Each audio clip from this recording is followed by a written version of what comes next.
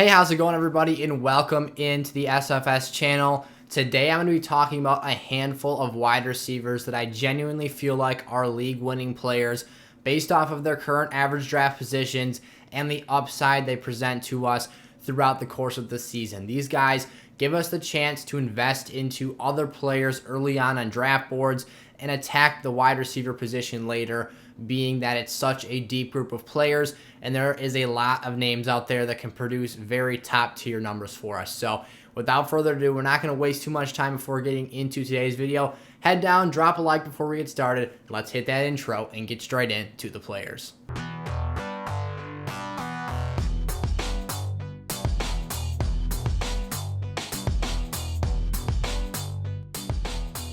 Here we go. So if you've been sticking with the channel lately, you have been hearing me throw a lot of praise in Tyler Lockett's direction this season, or this offseason rather. Might not be another player being slept on as much as Tyler Lockett is at this moment in time. He finished as wide receiver 8 last season despite having a lot of ugly performances because he was injured. He was dinged up. He was not 100% going full throttle and ready to go every week. We've heard this kind of tossed around out there in the fantasy community by a couple of names who are high on Tyler Lockett. He was kind of a decoy at the end of last year. He was not himself, but when he is out there and himself, we saw exactly what he could do. Some of the biggest fantasy performances from the wide receiver position came from Tyler Lockett on multiple occasions last season. So you go back to simply the one that sticks out in mind for a lot of people is that game against the Cardinals. 15 grabs, 200 yards, 3 touchdown receptions. An insane performance for a wide receiver 1 who is going in the late 5th round right now. Maybe he doesn't crack my top 12 wide receiver rankings, but he's just outside of that and he's climbing up the board right now. I think both him and DK Metcalf have the chance. We don't see it that often. We saw it last season with these two, and we also saw it with Justin Jefferson and Adam Thielen in Minnesota. It's not very often you see 2 wideouts from the same team finish as wide receiver 1s, but those 4 guys did it last year. So Lockett is in an elite class right now. Tyler Lockett has obviously Russell Wilson throwing him the ball. I talked a lot about over the past couple weeks, particularly in mock drafts. So if you made it to the middle parts of those videos when I was picking them up here, the chemistry between those two is unmatched. I think that they have some of the deepest rooted connection of any wide receiver and quarterback combo in the league. And he may not look like it, but he is a very dominant presence to have out there on the field. One of the best and most crisp route runners in the league. Not only from the short and intermediate levels, but what he does in the deep game is very exceptional. His field awareness is off the charts. You look at some of the plays he's made, the toe drag, touchdown catches, the back corner of the end zone plays that he has successfully hauled in. He's trending up for me right now this season. And again, a late 5th round pick, 100% I am pulling the trigger on him. Whether he's my first wide receiver off the board or my third, if he's sitting there, I am taking him at that draft price. Then up next here, Ceedee Lamb is the next player that we've got on the list. We've got 5 names to go over today. Look, Ceedee Lamb's another player that has wide receiver 1 upside, and I just talked about him in yesterday's video where I stacked Amari Cooper up against Ceedee Lamb and talked about if I had to pick one of these 2 players, which one would I rather go with? And their draft positions are separated by about 14 or 15 draft slots, but at the end of the day, which player's value do I like more? And not to spoil, so if you want to go check that video out and hear all the explanation for that ultimate decision, head over and do that right now. But ultimately, I ended up picking up Ceedee Lamb as the player I would rather have at that intermediate 5th round draft selection. He's not quite an early 5th round pick, but he's not quite a mid 5th round pick. He's hovering right in that like 5th round, 4th overall pick range. So right in the middle there. Nonetheless, I think that his upside goes toe for toe and is just about on the same playing field as Amari Cooper. I think that down in the red zone, you talk about a guy running routes out of the slot, having a more dense route tree where he can run inward or outward breaking routes as opposed to Amari Cooper, who's lining up outside the numbers, outside the hashes most often. He's going to have to run a lot of in-breaking routes or a lot of stop routes.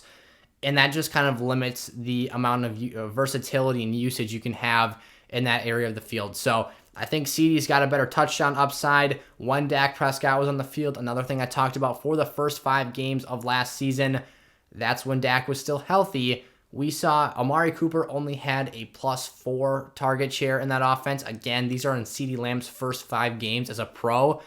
Down the stretch of the season without Dak Prescott in the lineup, we saw, I believe, the differential was all the way up to 18. So a much more drastic spin with Dak out of the lineup than it was with him in there. And Dak's come out and talked about how he thinks Ceedee is in for a big season. So you talk about a guy who finished with only 5 touchdown receptions as the wide receiver 24 and under 1,000 receiving yards. So a lot of room for improvement for this level of a talent.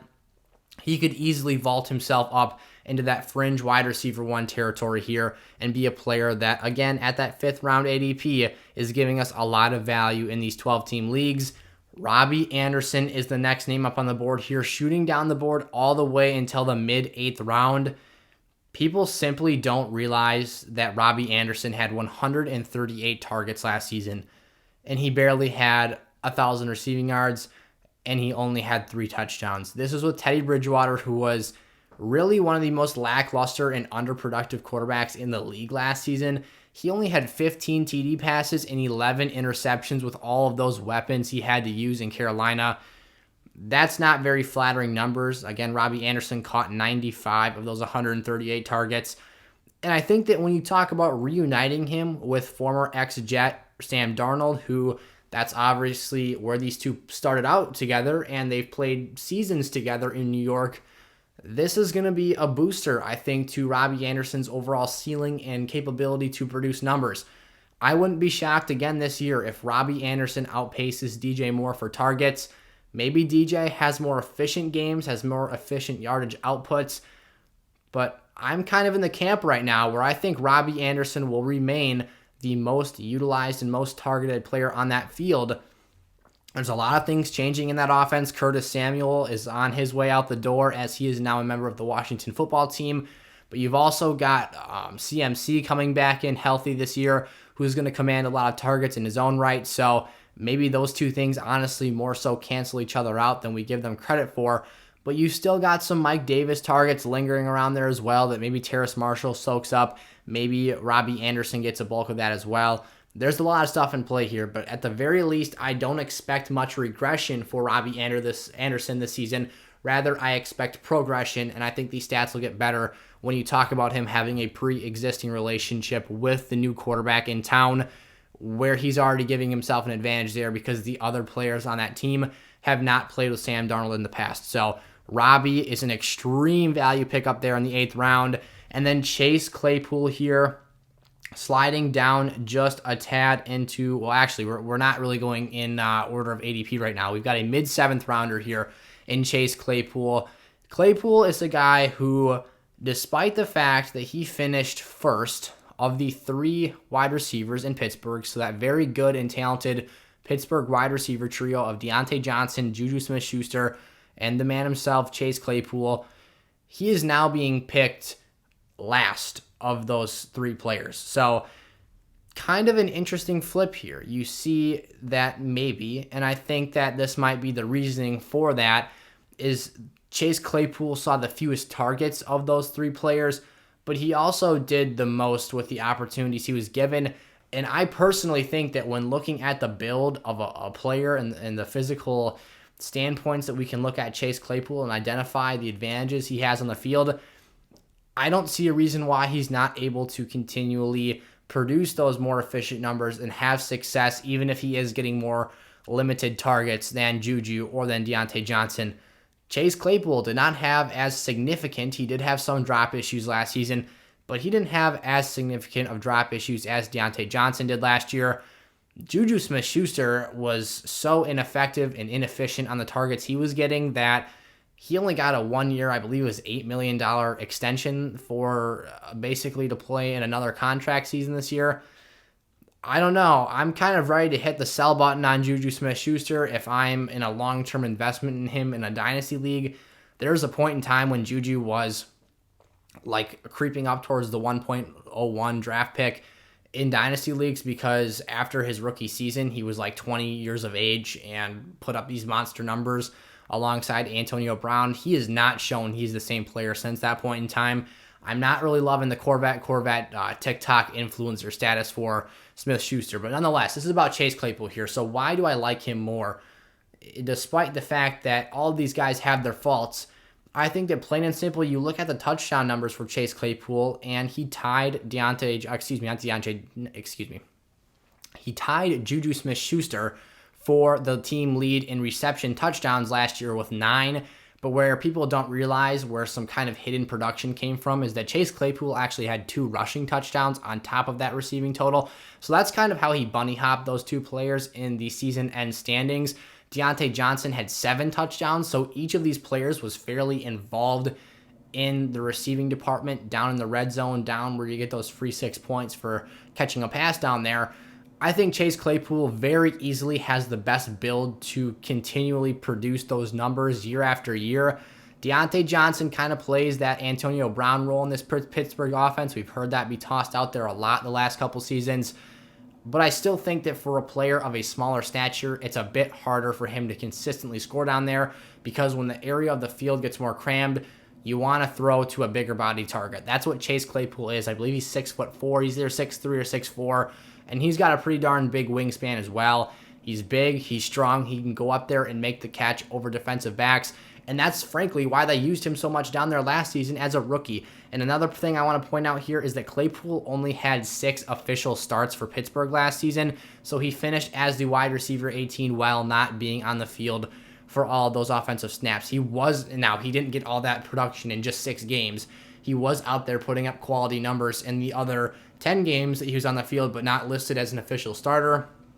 The point being here is that he will see more continued and consistent success from week 1 moving forward next year. So Chase Claypool, I think he has a lot of high upside wide receiver 2 value at that late mid-7th round draft capital.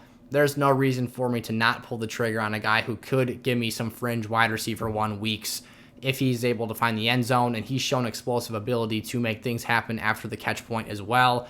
Moving into the last player on the list for today's video, Will Fuller is another league-winning wide receiver in my opinion. Let's face the facts here. Will Fuller would not be a mid-9th round draft pick in 12-team fantasy leagues if it wasn't for the suspension he was currently on right now. He was a bona fide wide receiver 1 for the majority of last fantasy season, and actually really the whole fantasy season when he was playing with Deshaun Watson in Houston.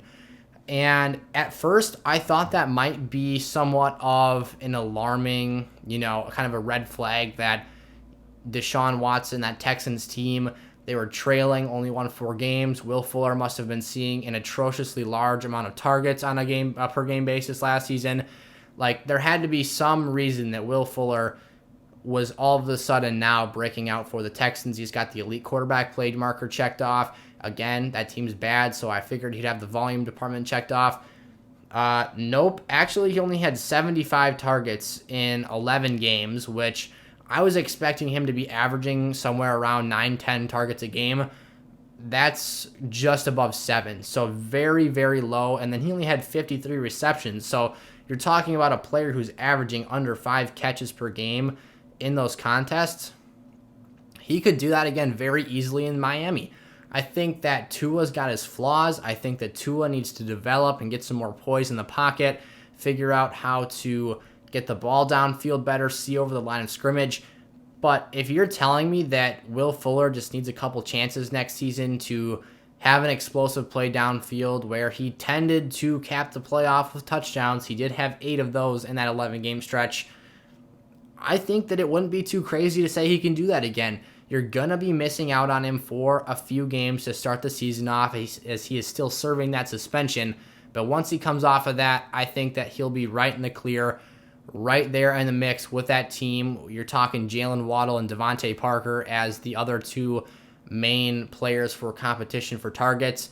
I think that Fuller, in his veteran status and in his explosive playmaking ability, his capability of separating from defenders, easily hops a Devontae Parker, and due to that extra experience factor, will hop Jalen Waddle as well as it relates to the 2021 fantasy season. There you go. So that was 5 league-winning wide receivers that at this point in time, I think have all the upside in the world to, at worst, be high upside wide receiver 2 finishers, and at their current draft spots, I think that we would all take that as a low end for right now. And I think that these players have fringe or even strong wide receiver 1 potential as well, and will give us some of those weeks throughout the season. So a lot of reason to be optimistic with these players, a lot of reason to fade the wide receiver position earlier on draft boards and attack the running back. Maybe you want to go out there and get yourself a top flight tight end. There's a lot of ways you can go about doing this. You can even just add a super deep wide receiver core on top of a 2nd and 3rd round draft pick at that spot earlier on, and make your flex picks some of these super high upside wideouts as well. So again, there's a ton of ways to attack the draft board this fantasy season, but these are just some players to keep your eye out for and names to circle on those draft day cheat sheet papers as we head into that big day. So thank you all so much for watching today's video. If you enjoyed today's content, make sure to head down and click that subscribe button if you're new around here, and I'll see you guys tomorrow. Peace out.